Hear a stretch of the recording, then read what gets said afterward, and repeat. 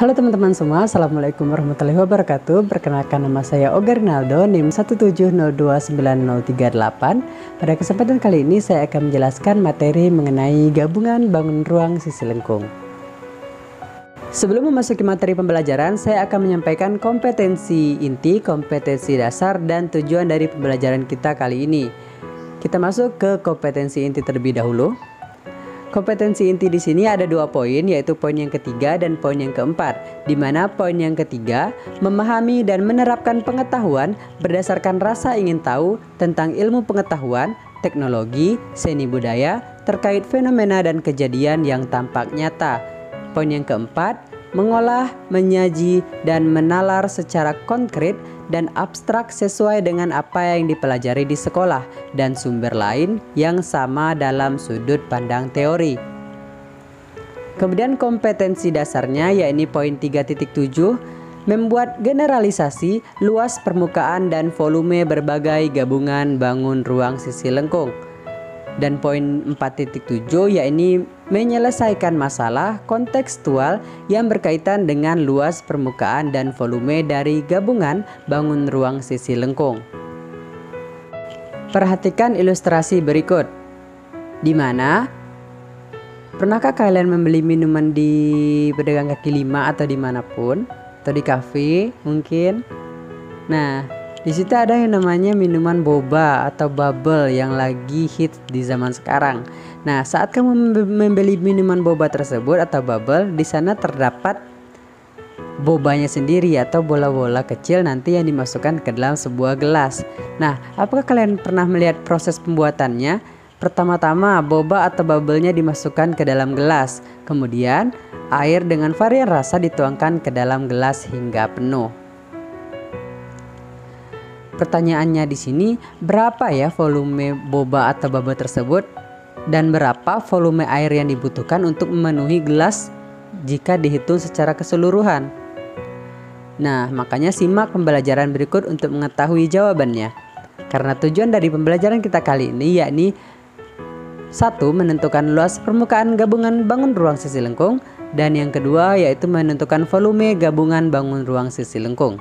Mari kita masuk kepada materi yang pertama, yakni menentukan luas permukaan gabungan bangun ruang sisi lengkung. Ada beberapa hal yang harus kalian perhatikan, yakni 1. Susunan bangun yang terbentuk. Nah, luas permukaan gabungan bangun ruang sisi lengkung ini kita harus perhatikan dulu. Bangun ruang sisi lengkung ini terbentuk oleh bangun apa saja. Nah, kemudian hal yang perlu kalian notice atau diingat-ingat yakni sisi yang menjadi tumpukan kedua bangun itu tidak dihitung. Misalkan bangun pertama dengan bangun yang kedua itu kan menempel. Nah, maka sisi yang menempelnya itu tidak dihitung. Ya, tidak dihitung. Jika sebuah bangun ruang dibentuk oleh bangun ruang 1 dan bangun ruang 2, maka luas permukaan gabungan bangun ruang tersebut dapat kita rumuskan dengan L sama dengan LP1 ditambah LP2, di mana LP1 di sini yakni luas permukaan bangun ruang 1 dan LP2 yakni luas permukaan bangun ruang yang kedua. Satu hal yang perlu kalian ingat lagi, materi mengenai gabungan bangun ruang sisi lengkung ini merupakan materi lanjutan dari bangun ruang sisi lengkung. Jadi kalian harus mempelajari dulu bangun ruang sisi lengkung, di mana luas permukaannya apa dari bangun ruang sisi lengkung tersebut, kemudian volumenya apa dari bangun ruang sisi lengkung tersebut, dan kalian harus tahu nih jenis-jenis dari bangun ruang sisi lengkung tersebut. Di antaranya yaitu lingkaran, tabung, dan lain sebagainya. Berikut, mari kita perhatikan contoh permasalahan yang ada pada gambar. Bagaimana cara menentukan luas permukaan gambar di samping? Nah, hal yang perlu kita perhatikan tadi apa? Yaitu susunan bangun yang terbentuk. Bangun ruang sisi lengkung ini terbentuk dari gabungan apa saja, ya kan? Nah, maka penyelesaiannya, luas permukaan gambar di samping dapat kita tentukan dengan menjumlahkan luas selimut kerucut dan luas permukaan tabung tanpa tutup. Nah, di sini ada yang kerucut, ada yang tabung. Ya, terbentuk dari kerucut dan tabung. Itu yang telah saya sampaikan tadi, kita harus mempelajari materi sebelumnya, yaitu mengenai bangun ruang sisi lengkung, karena ini sangat berhubungan erat dengan materi tersebut. Nah, setelah dapat kita analisis tadi, yaitu terbentuk dari selimut kerucut dan tabung tanpa tutup.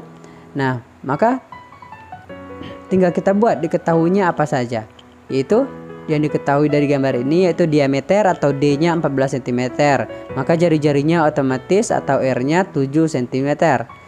Tinggi dari kerucut yaitu 36 dikurang 12 sama dengan 24 cm. Sementara tinggi T dari tabungnya yaitu 12 cm. Kita lihat pada gambar ya. Kemudian ditanya yaitu luas permukaan gabungan bangun ruang. Dan jawabannya yaitu luas sama dengan luas selimut kerucut tadi ditambahkan dengan luas permukaan tabung tanpa tutup. Untuk mengenai rumus luas selimut kerucut dan luas permukaan tabung tanpa tutup ini tidak perlu saya jelaskan, hanya tinggal menyampaikan saja karena ini sudah pasti kalian pelajari di materi sebelumnya. Di mana L atau luas permukaan sama dengan V kali R kali S ditambah luas lingkaran ditambah luas selimut tabung. Setelah kita cari dengan memasukkan yang diketahui tadi ke dalam rumus, maka L sama dengan 550 ditambah 154 ditambah 528, di mana L sama dengan 1232 cm kuadrat. Baiklah, kita lanjut ke materi yang kedua, yaitu mengenai volume dari gabungan bangun ruang sisi lengkung. Di mana hal yang harus kalian perhatikan yakni susunan bangun ruang yang terbentuk sudah pasti, sehingga nanti kalian tahu rumus apa yang kita gunakan dalam menentukan volume dari gabungan bangun ruang sisi lengkung tersebut. Kemudian jumlah volume dari bangun ruang 1 dengan bangun ruang 2 itu dijumlahkan ya. Jika sebuah bangun ruang dibentuk oleh bangun ruang 1 dan bangun ruang 2, maka volume dari gabungan bangun ruang tersebut dapat kita rumuskan dengan V sama dengan V1 ditambah V2, di mana penjelasannya di sini yaitu V1 sama dengan volume bangun ruang 1 dan V2 sama dengan volume bangun ruang yang kedua. Perhatikan contoh permasalahan berikut. Perhatikan gambar di sampingnya. Sudah, sebuah tabung dengan ukuran jari-jari 14 cm dan tinggi 28 cm. Tabung tersebut berisi air sebanyak 3/4 dari bagian tabung. 3/4 dari bagian tabung ya yang berisi dengan air. Kemudian Andi memasukkan 6 buah bola yang masing-masing memiliki jari-jari 7 cm. Maka tentukan volume air yang tumpah dari dalam tabung. Yang tumpah ya, yang tumpah. Nah, kita analisis dulu. Dari memperhatikan gambar di samping, tabung itu terisi air sebanyak 3/4 bagian kan. Kemudian sisanya ada 1/4 bagian yang kosong. Ya dong, karena 4/4 dikurang dengan 3/4 sama dengan 1/4. Maka sisa yang bagian kosongnya yaitu 1/4. Analisanya di sini, jika air yang dimasukkan 6 bola itu tumpah, maka volume bola akan lebih besar daripada volume tabung yang tidak terisi air. Benar kan? Nah, maka kita rumusnya di sini yaitu V sama dengan 6 kali volume bola dikurang 1/4 kali volume tabung, di mana rumus volume bola yaitu 4/3 VR kuadrat dan volume tabung yaitu VR kuadrat kali T. Tinggal masukkan saja V sama dengan 6 dikali 4/3 VR kuadrat dikurang 1/4 dikali VR kuadrat dikali T. Dimana setelah kita cari yaitu V sama dengan 8 VR kuadrat dikurang 1/4 VR kuadrat T. Kita tukar V-nya menjadi 22/7, R-nya sesuai yang diketahui atau jari-jarinya sesuai yang diketahui. Jari-jari bola berapa, jari-jari tabungnya berapa.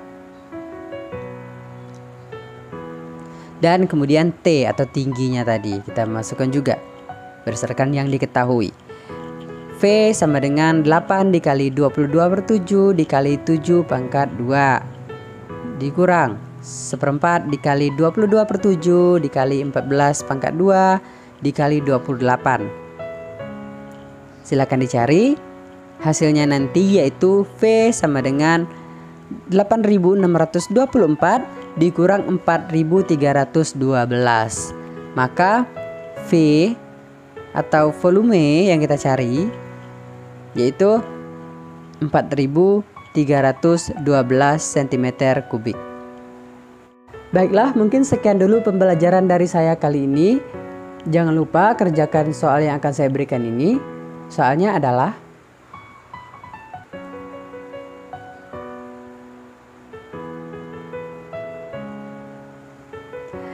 jangan lupa dikerjakan di rumah, dan sampai jumpa di lain kesempatan. Terima kasih. Assalamualaikum warahmatullahi wabarakatuh.